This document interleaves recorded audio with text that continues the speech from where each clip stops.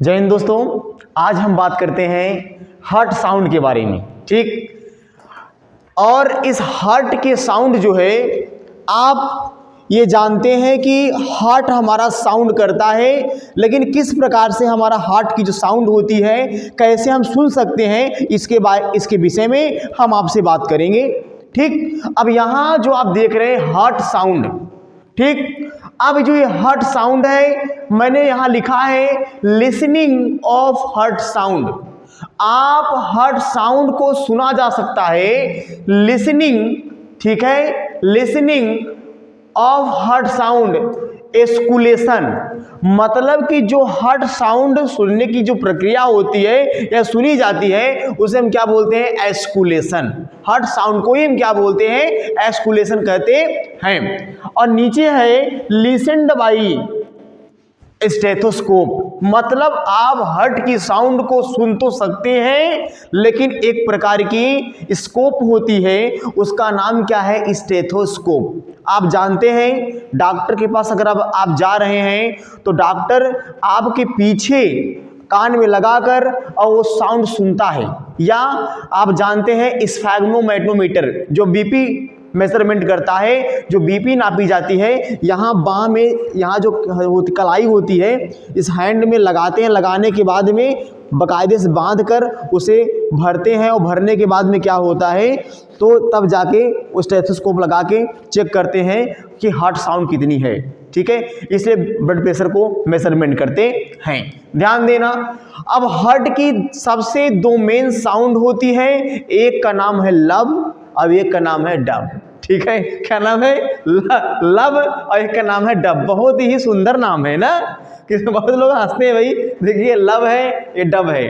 हाँ sir, dub साबुन मतलब समझिएगा, ठीक है, डब साबुन नहीं है, लब और डब, यानी S1 और S2 दो साउंड होते हैं, S1 और S2, मतलब लब एंड डब।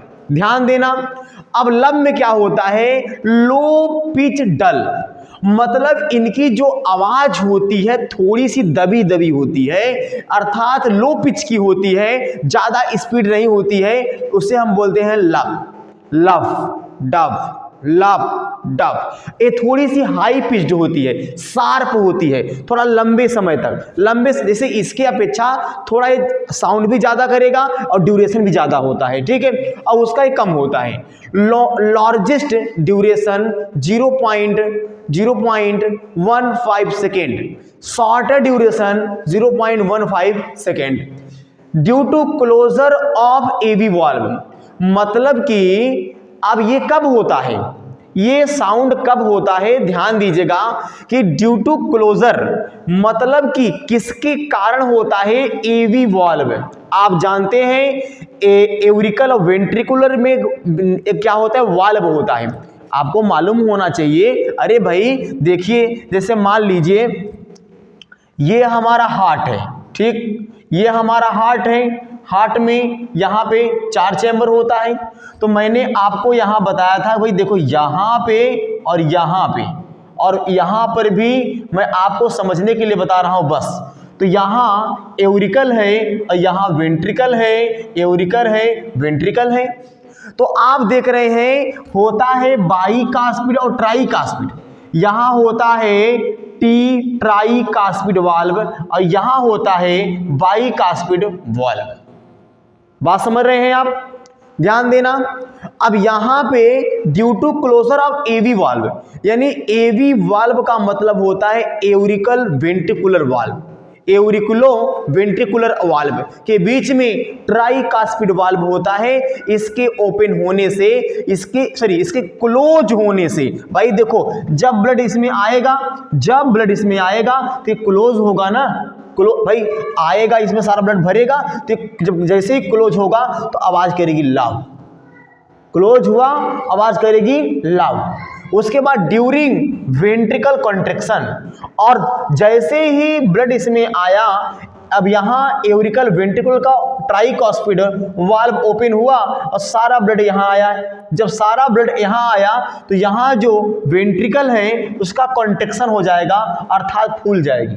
जब कंट्रैक्शन होगा तो जो एवी वाल है वो क्या हो जाएगा? यहाँ पे क्लोज हो जाएगा।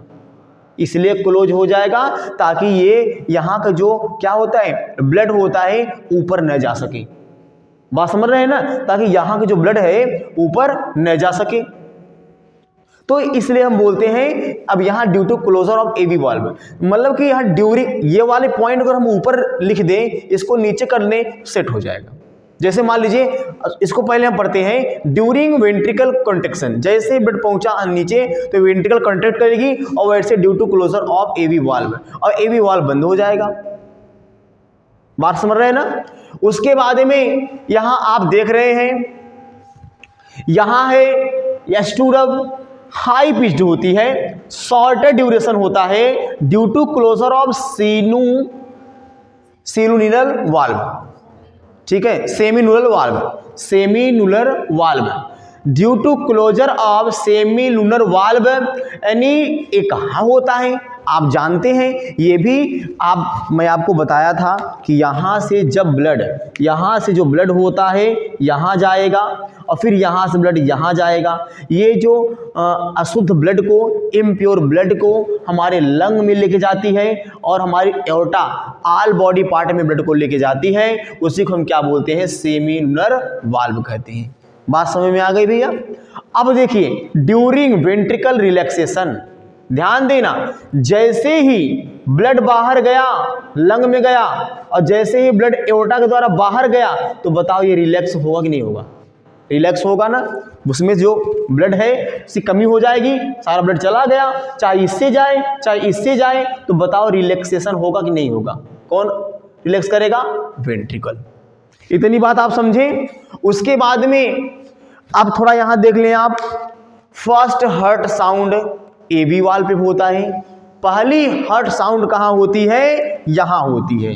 देखिए यहां पहला फर्स्ट हार्ट साउंड एवी वाल्व, यानी इन दोनों के बीच में। दूसरा हार्ट साउंड एसएलवी, यानी सेमी लुनर वाल्व, अर्थात ये वाला और ये वाला जो पाइप गई है बाहर, ये पाइप लंग को जाएगी, ये पाइप पूरे ऑल बॉडी पार्ट में जाएगी। इसका नाम क्या है, पल्मोनरी आर्टरी, इसका नाम है एओर्टा, ठीक है, एओर्टा नाम है ना, जो पूरे बॉडी पार्ट को देता है।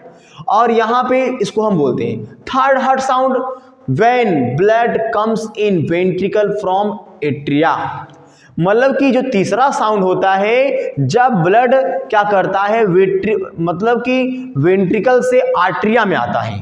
मतलब कि अब यहाँ when blood comes in ventricle from atria, जब ब्लड आर्ट्रिया से वेंट्रिकल में आता है, जब हमारा ब्लड आर्ट्रिया से वेंट्रिकल में आता है यहाँ पे, तब वहाँ तीसरा साउंड होता है। और चौथा साउंड होता है due to contraction of atria, और एट्रिया जब खाली होती है यहाँ ब्लड आएगा तो यहाँ पे क्या होती है, साउंड होती है एट्रिया पे। तो ये तो आपके हार्ट के साउंड थे दोस्तों। अब आप अच्छे से पढ़ते रहें। अगर आपको हमारे वीडियो पसंद आए तो वीडियो को आप जरूर सब्सक्राइब करें और लाइक करना न भूलें, शेयर करना न भूलें दोस्तों। ऐसे हमारे पसंदीदा वीडियो आप तक पहुंचते रहेंगे दोस्तों। नमस्कार।